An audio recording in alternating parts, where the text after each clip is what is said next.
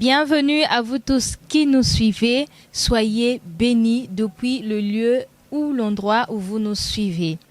Nous sommes à la suite d'une édition que nous avons commencé avec Monsieur Iglesias, que vous remarquez sur ce plateau, et Madame Omega. Comme d'habitude, moi, Eve l'a dit, affectivement, maman l'a dit, je suis en compagnie du pasteur Idever Massamba, Monsieur Iglesias, c'est bien ça? Oui, madame la journaliste. Merci d'avoir accepté de revenir sur notre plateau, pour ne pas dire de venir, puisque la dernière fois, nous étions chez vous et c'était pas trop agréable par rapport à ce que vous avez traversé, et nous avons compris. Madame Omega également était dans son état, mais pour permettre aux personnes qui suivent peut-être l'émission pour la première fois, est-ce que vous pouvez encore faire votre présentation, Monsieur Iglesias, dire ce que vous faites dans la vie et qu'est-ce qui vous est arrivé? Mon nom est Ezala Iglesias. Je suis un chauffeur de moto. Et j'avais subi un accident qui a fait à ce que je puisse rester chez moi à la maison durant plusieurs années. Durant plusieurs années, plusieurs mois, vous voulez dire? Non, je dirais plusieurs années parce que c'était depuis l'année passée. Merci beaucoup, Monsieur Iglesias. Merci à vous aussi, Madame Omega, d'avoir répondu à notre invitation, parce que je devrais aussi signaler à nos très chers internautes, surtout à ceux qui ont suivi la première partie de cette édition, que ça n'avait pas été facile de faire revenir Madame Omega sur ce plateau. Mais Dieu étant avec nous, nous avons toujours la foi que la conclusion sera bonne et agréable. Et nous avons aujourd'hui nos deux invités sur le plateau. Nous allons donc tout de suite lier l'utile à l'agréable. Donc écoutez le fait pour lequel nous sommes rassemblés aujourd'hui. J'aimerais aussi signaler que nous n'allons pas revenir sur l'histoire. Nous allons faire un bref, parce qu'il y a certainement des gens qui nous suivent pour la première fois et qui ne savent pas le début de l'histoire, comment ça s'était passé. Donc nous allons faire quand même un briefing sur l'histoire, et ensuite nous allons vous donner à tour de rôle la parole pour écouter ce qui va en sortir aujourd'hui des réflexions, j'allais dire, que vous avez eu à avoir. Chers internautes, fidèles téléspectateurs, Monsieur Iglesias, ici sur ce plateau, comme il venait de le dire, est chauffeur. Il a eu un accident, et Madame Omega, ici présente, est la personne qui l'avait heurté. C'est une suite, cette édition, parce que la première, nous étions au domicile de Monsieur Omega avec Madame, au domicile de Monsieur Iglesias avec Madame Omega pour recueillir le pardon de Monsieur, et aussi pour la suite que nous allons découvrir de la bouche de Madame Omega elle-même. Je m'en vais tout de suite lui donner la parole. Madame Omega, lorsque nous sommes partis au domicile de Monsieur Iglesias, c'était pour demander pardon. Mais ce jour-là, il était dans les nerfs, comme vous l'avez remarqué. Il ne pouvait pas écouter. Et aujourd'hui, il est là sur le plateau. Et je pense prêt à écouter, n'est-ce pas, Monsieur Iglesias? Je suis là pour ça. Je suis là pour ça. Merci beaucoup. Et Madame Omega, vous avez la parole. Vous allez nous dire, c'était quoi votre but ce jour-là lorsque nous sommes partis chez lui? Ce jour-là, comme je vous l'avais dit, je voulais m'excuser. Voilà, ça fait maintenant plus d'une année que la tragédie s'était passée. Et comme je ne connaissais pas monsieur, alors j'avais besoin de le retrouver. Voilà quoi, j'ai fait appel à vous. Et gloire à Dieu, vous m'avez aidé à retrouver monsieur. Donc voilà pourquoi. En fait, ce jour-là, je voulais tout simplement m'excuser pour ce que j'avais fait. Mais à vrai dire, je ne connaissais pas la suite. Qu'est-ce qui s'était passé? Je n'avais aucune idée du choc que monsieur avait reçu au pied et tout ça. Je n'étais pas au courant de tout ça. D'accord. Et lorsque l'accident s'est produit, est-ce que vous étiez consciente de ce que vous avez fait? Alors, oui, j'étais consciente d'avoir renversé quelqu'un. Parce que je dois avouer que ce jour-là, je roulais un peu à vive allure parce que j'avais un problème avec voilà l'arrivée d'une de mes marchandises. Et donc, on m'appelait d'urgence, il fallait que je me rende rapidement voilà au lieu. Et en roulant, je me suis pas rendu compte que la moto qui était devant moi, voilà, avait freiné. Et c'est comme ça que je l'ai cogné et ils sont tombés. Je me suis arrêtée et je voulais descendre pour venir voir ce qui s'était passé. Et malheureusement, j'ai entendu la foule tout autour de moi. Les gens étaient encore des cris, ah, Bobo Maïe, Bobo Maïe. Donc, j'ai pris peur parce que vous savez, on connaît, voilà comment réagissent les Congolais. Donc, j'ai pris peur et je me suis enfuie.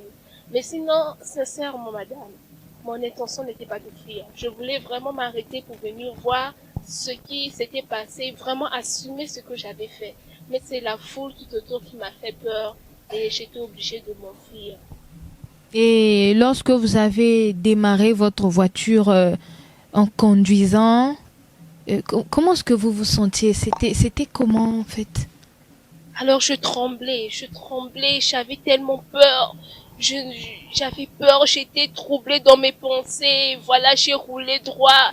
Je me rappelle que je suis même plus partie finalement. Là, on m'avait appelé. J'étais obligée de faire une autre route pour rentrer directement à la maison. Je me suis mise à pleurer et j'ai dit à mon époux que voilà ce qui s'est passé, voilà ce que j'ai fait. J'avais vraiment peur, madame.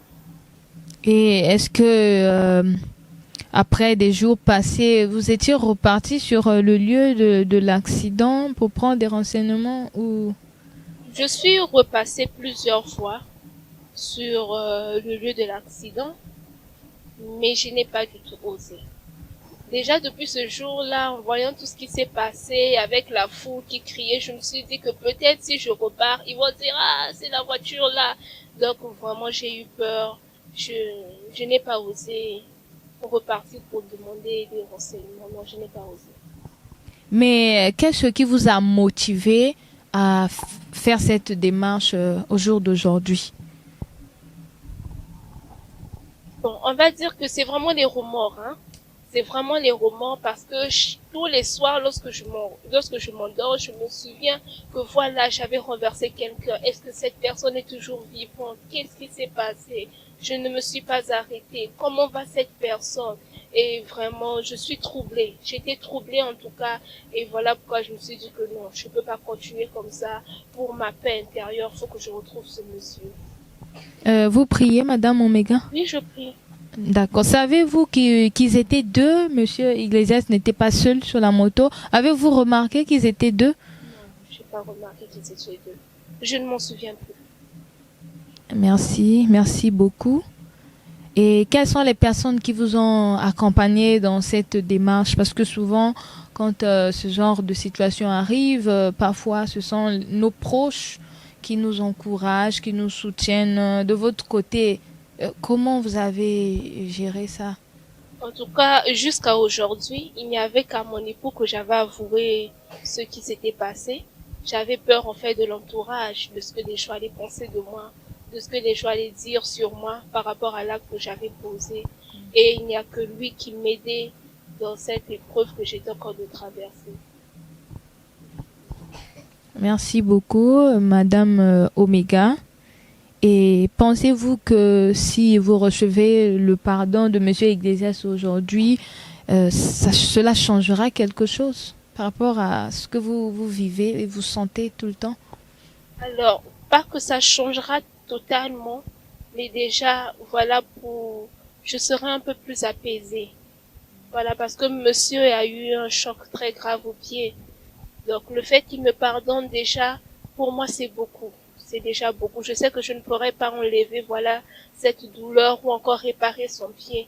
Mais rien que le pardon qu'il va m'accorder, pour moi, ça sera déjà de beaucoup. Merci beaucoup. La dernière fois qu'on était chez lui, nous avons écouté. Monsieur est en difficulté, vu que sa moto était dans un état irrécupérable et ne pouvons plus travailler, ni la faire même louer à un ami pour travailler à sa place. Monsieur a manqué de quoi subvenir à certains de ses besoins en tant que responsable de la famille. En pensant à cela, qu'est-ce qui vous est venu à l'esprit par rapport à sa situation? Alors j'ai été vraiment déçue de moi parce que je me rends compte que c'est par ma faute que tout ceci est arrivé. J'ai été vraiment déçue de moi et j'ai eu beaucoup de peine pour monsieur, pour sa famille. J'ai vraiment eu de la peine. Merci beaucoup. C'est vrai que je suis en train de vous poser beaucoup de questions, c'est vrai, mais avant de redonner la parole à Monsieur Iglesias, j'aimerais savoir, Madame Omega, est-ce que en vous pardonnant, lorsqu'il va vous pardonner, cela sera la fin ou est-ce que il y aura quelque chose d'autre qui pourra l'aider à subvenir à ses besoins et tout, parce que nous savons bien que c'est bien de pardonner, mais après qu'il vous ait pardonné, que va-t-il se passer pour lui? Alors, je compte bien assumer mes responsabilités. Quand je parle d'assumer mes responsabilités, c'est-à-dire prendre, voilà, la santé de monsieur en charge. Euh, voilà, si il doit aller, tous les médicaments qu'il prend, s'il faut qu'il se rende à l'hôpital pour des soins et tout ça, je compte prendre cela réellement en charge. Merci beaucoup. Madame Omega est réellement une dame au grand cœur, parce que nombreux ne font pas ce qu'elle a fait. Monsieur Iglesias, vous avez écouté Madame Omega. Par rapport à tout ce qu'elle a dit, qu'est-ce que vous pouvez répondre?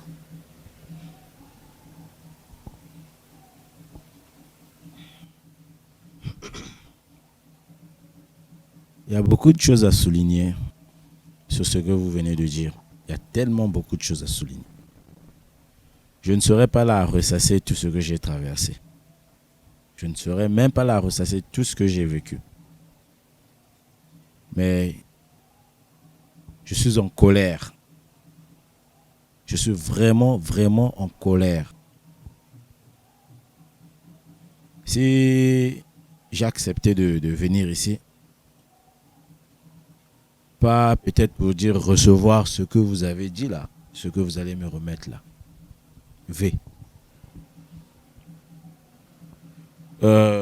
Je me suis habitué avec ce bâton.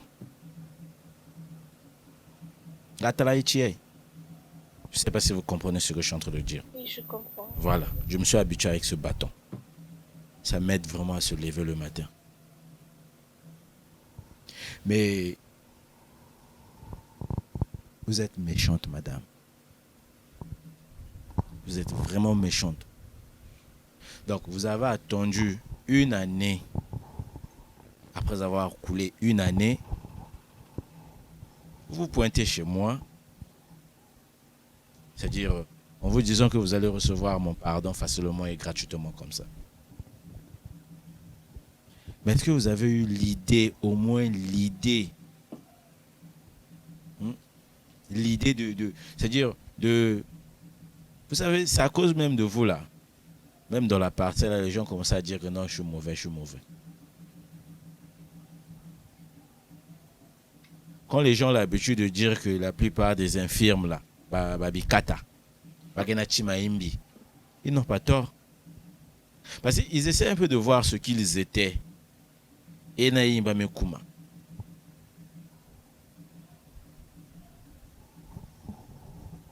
Rien n'empêchait Hein, rien n'empêchait, c'est-à-dire après avoir fait cet acte-là.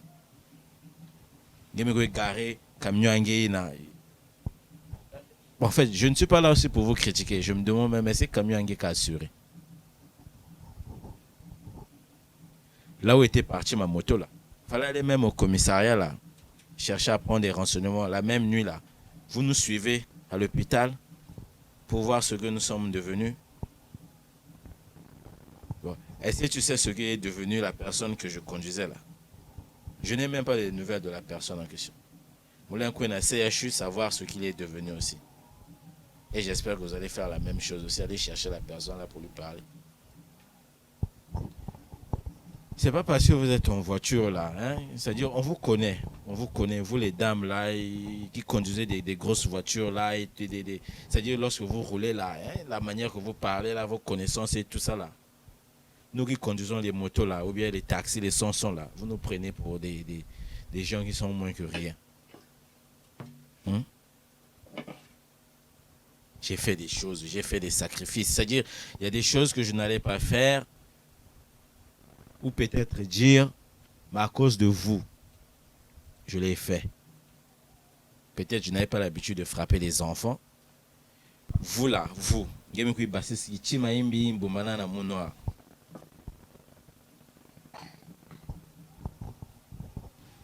ne fais rien, on me nourrit à la maison. J'étais le capitaine de la famille. Mougedi avait capitaine à cause de toi. Parce que quoi?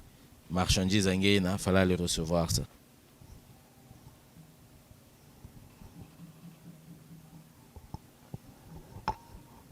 Dame la journaliste, pour l'instant, hein, je ne sais plus quoi dire. Nous comprenons votre émotion, monsieur Iglesias. Mais nous reconnaissons que vous êtes aussi un homme au grand cœur, d'avoir accepté de venir sur ce plateau pour écouter enfin Madame Omega. Mais le jour où nous étions à votre domicile, nous avons senti vraiment une grande peine mélangée avec de la rage en même temps. Pouvez-vous nous dire à cet instant-là, qu'est-ce qui se passait en vous, au point où vous nous avez même chassé les journalistes, les caméramans et tout? Le jour en question, je m'étais dit que vous êtes venu chez moi pour se moquer.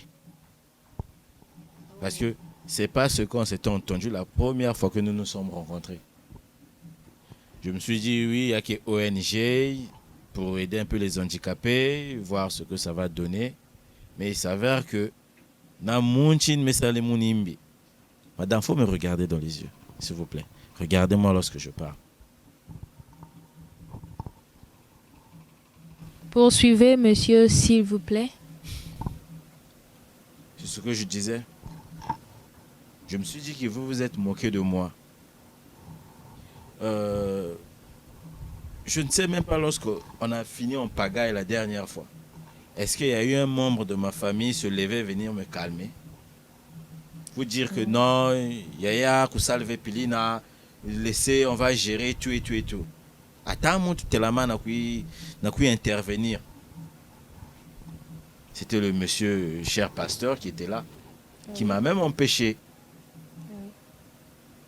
Et par rapport à tout ce que le pasteur avait dit ce jour-là, il avait parlé de pardon, il faut pardonner. Par rapport à tout ça, aujourd'hui nous sommes un autre jour. Vous, à quel niveau vous en êtes? À quel niveau vous êtes avec cette affaire de pardon?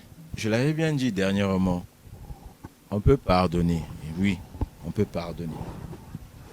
C'est-à-dire, lorsque je suis en train de pardonner à madame, soi-disant Omega, en fait, c'est pour avoir la paix en moi. C'est-à-dire me libérer du fardeau, de la rage que j'avais envers cette dame-là. Maintenant, si elle avait appris que le monsieur que vous avez écrasé dernièrement, il était mort, elle devrait se manifester chez ma famille. Je ne sais pas. Mais c'est pour avoir le pardon, c'est pour avoir, c'est-à-dire pour avoir la paix. Parce qu'avec cette paix-là, je suis sûr que je peux faire encore autre chose. Je peux me déplacer tranquillement en sachant que la personne qui m'a fait ça là, ça là. Hein? Monsieur le caméra, vous voyez le pied? Vous voyez bien le pied? Vous voyez bien mon pied là? Vous voyez? Le pied là, ce pied. Ça là. Vous voyez comment c'est enflé? Doucement, monsieur Ecclésias, nous ne voulons pas que vous vous faites encore mal. D'accord, madame. D'accord, oui, j'ai compris. Si je dis que je pardonne madame Omega, ça serait peut-être facile. Parce que après votre départ, là, je me suis réuni avec la famille. Je ne sais pas si vous avez remarqué, dehors, là, il y a la foule aussi qui est là. Ce sont les membres de la famille qui m'ont accompagné. On n'est pas venu pour agresser la dame qui a eu du courage pour vous chercher afin de me retrouver. Mais comme je lui ai dit, c'est pour avoir la paix en moi. Et le reste là, c'est entre elle et son Dieu. Hein, si elle prie réellement. Nous vous écoutons, monsieur Iglesias. Nous sommes surpris, peut-être pour les membres de l'équipe qui sont dehors. Mais pour nous, ici sur ce plateau, c'est maintenant que nous l'apprenons que vous êtes venus en groupe. Ça montre que c'est une famille soudée. Mais vous pouvez nous rassurer au moins que madame Omega est en sécurité. À la sortie, il n'y aura pas de couac. Déjà chez moi, je n'ai pas pris ce bâton-là. Hein, ce bâton-là. Pour pouvoir faire d'elle ce que je suis là. Mais dehors, il y a les agents de sécurité qui sont dehors. Non? Donc je suis sûr que rien ne va arriver chez madame Omega. Je vous rassure. Merci beaucoup pour nous avoir rassurés. Mais monsieur Iglesias, qu'attendez-vous de madame? Vous avez certainement des choses à attendre d'elle, en dehors du fait que vous lui pardonnez et que vous savez qu'elle en a vraiment besoin. Est-ce que vous avez des attentes? Parce que pour avoir accepté de venir sur le plateau, certainement vous avez quelque chose qui vous a motivé. Oui. Quelque chose qui m'a motivé. Les attentes, il y en a. Comme elle venait de le dire au début. C'est pour mes... Le mot c'était quoi? Dédommager, hein? D'accord. C'est pour me dédommager. Je ne serai pas gourmand, hein? Je ne serai pas gourmand, mais au moins une somme d'argent chaque mois, ça pourrait m'aider, moi et ma famille. Oui, nous vous écoutons. Nous n'allons pas vite aller en besogne dans ce sens-là. Nous pensons qu'il faut aussi encourager la bonne volonté de madame. Donc, nous allons la donner la parole pour nous dire qu'est-ce qu'elle a prévu pour vous, parce qu'il y a bien des choses qu'elle a prévu faire pour vous afin de vous aider à vous en sortir de cette situation. Madame Omega, vous avez la parole. Alors, quand je suis venue vous rencontrer, voilà, comme je vous ai dit, je ne savais pas quelle était la situation actuelle de monsieur.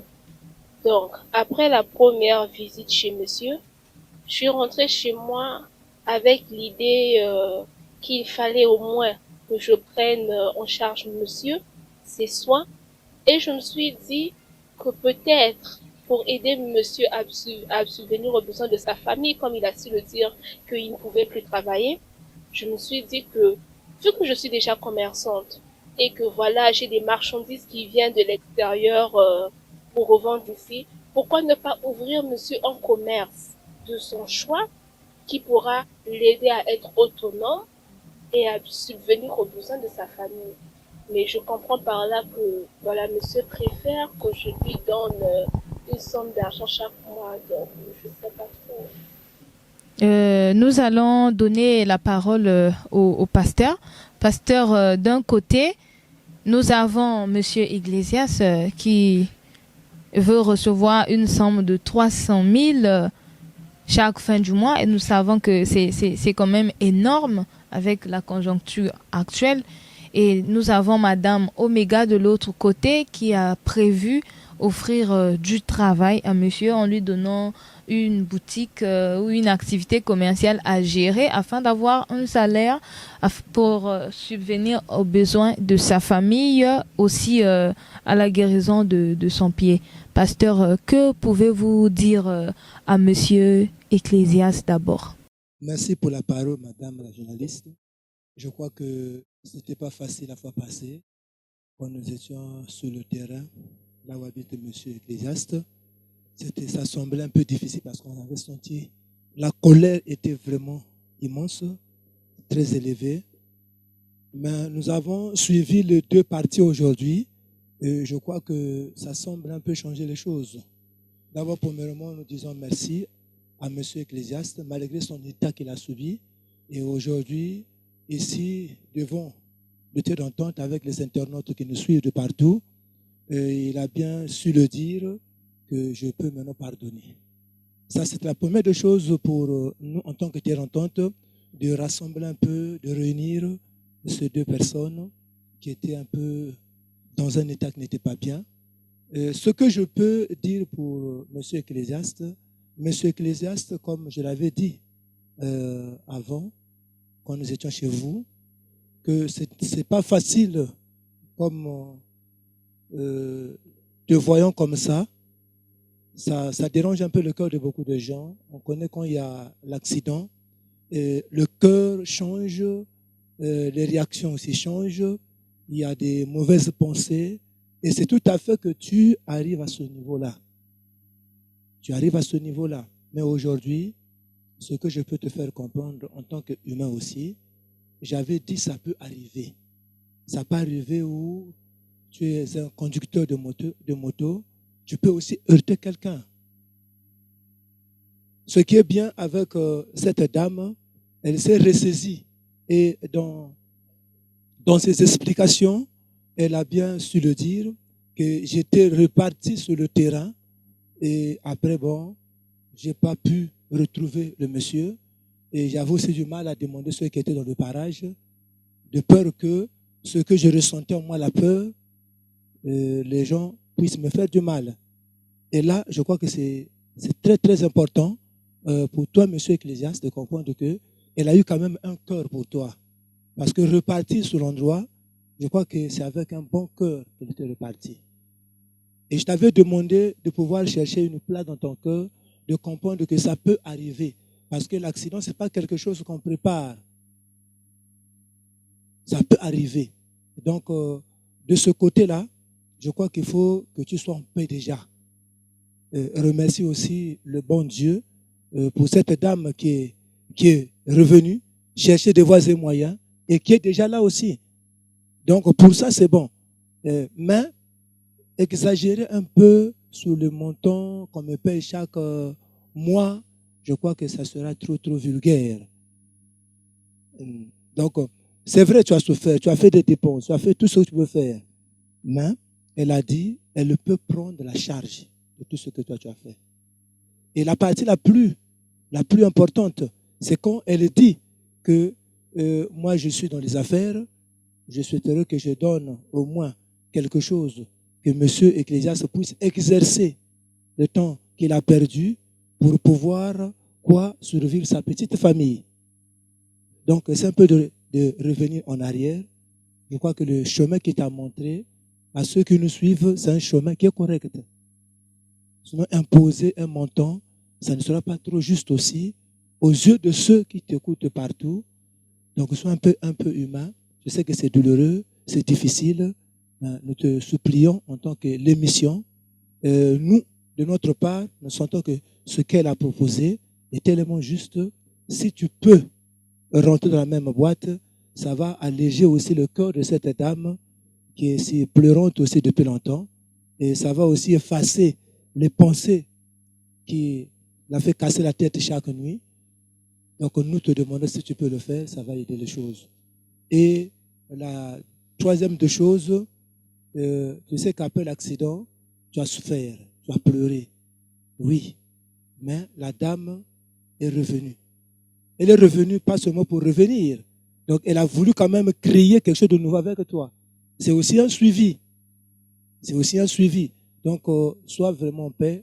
Madame la journaliste, c'est quoi que ce que je pouvais ajouter. Et j'allais conseiller la dame par rapport à tout ce qu'elle a dit, c'est vrai.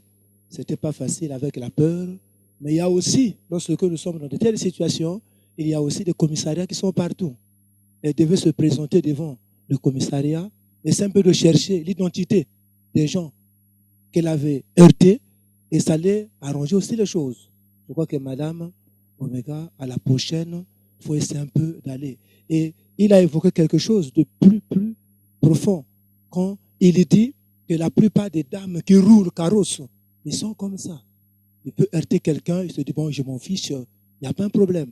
Donc je vois qu'à la prochaine, avec ceux qui nous suivent aussi, sois un peu sage dans ce côté-là, pour que ça apaise aussi, parce que tu as perdu sommeil. Beaucoup de mois. Voilà ce que je pouvais ajouter. Donc, monsieur Ecclésiaste, veillez, accepter ce que la dame veut faire aussi, pour essayer un peu d'être encore en coalition avec toi, dans la paix. Et je crois que si tu peux l'accepter, ça va aussi ajouter quelque chose de nouveau dans ta vie et puis dans sa vie aussi. Voilà ce que je pouvais ajouter. Merci beaucoup, pasteur, pour cette intervention. Monsieur Iglesias, vous avez écouté le pasteur. Avez-vous quelque chose à dire? J'ai écouté le pasteur, je vous écoute aussi et j'ai aussi écouté Madame Omega.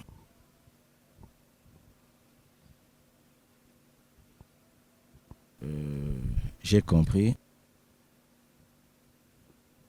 et je tiens d'abord à souligner, malgré que ça a pris du temps, d'encadrer d'abord la volonté qu'elle a manifestée de pouvoir vous chercher, vous, afin de me retrouver. Déjà, là, c'est un point vraiment à souligner et à féliciter. Rien n'empêchait que Madame Omega puisse disparaître, définitivement. Étant donné que même son matriculation, on n'a pas pu retenir. Donc, le fait de voir sa volonté de venir chez moi et de se retrouver sur le plateau avec moi aussi, ça veut dire qu'elle a un cœur. Je ne peux pas dire un bon cœur, mais elle a un cœur. Elle est humaine et elle sait, elle reconnaît qu'elle a tort et qu'elle doit faire ce qui est juste. Maintenant, l'idée du commerce, en tout cas, je n'avais pas cette idée en moi. Je n'avais pas cette idée en moi que non, elle pouvait être à la hauteur de pouvoir m'offrir de quoi subvenir à vos besoins. Voilà. Et je ne sais pas, cela pouvait aussi être un point de développement aussi pour moi. Parce que je peux recevoir les 300 000. Bon, oui, la somme, elle pouvait aussi en débattre aussi, que 300 000 c'est trop aussi. Ou bien dans les coulisses, on pouvait en parler avec vous aussi, que les 300 000 c'est trop. Elle pouvait réduire aussi la somme à moitié. Mais j'approuve vraiment son idée que je puisse exercer un commerce parce que cela peut me permettre aussi de me développer. Je ne souhaite pas sa mort, mais bon, on peut sortir ici 2 ou 3 ou une semaine après, bon, cette dame peut mourir. L'argent qui va s'en occuper, qui va s'en charger de pouvoir me remettre la somme que je lui demandais. Mais or, avec le commerce, c'est pour moi et ça peut m'aider. Merci beaucoup pour votre aimable compréhension. Et je vais redonner la parole au pasteur pour un dernier mot. Vraiment, nous conseillons à tous, ça peut arriver. Ça peut arriver. Il y a plusieurs voies de pouvoir aller chercher la solution. Il y a le commissariat et même le terrain d'entente, comme vous venez de voir, peut aussi vous aider. Voilà ce que j'avais à ajouter, Madame la journaliste. Nous allons boucler cette émission avec ces paroles du pasteur Idever Massamba. Merci de nous avoir suivis. Vous pouvez nous contacter au numéro 06 430 30 20. 06 430 30 20 Que Dieu vous protège. Prenez soin de vous.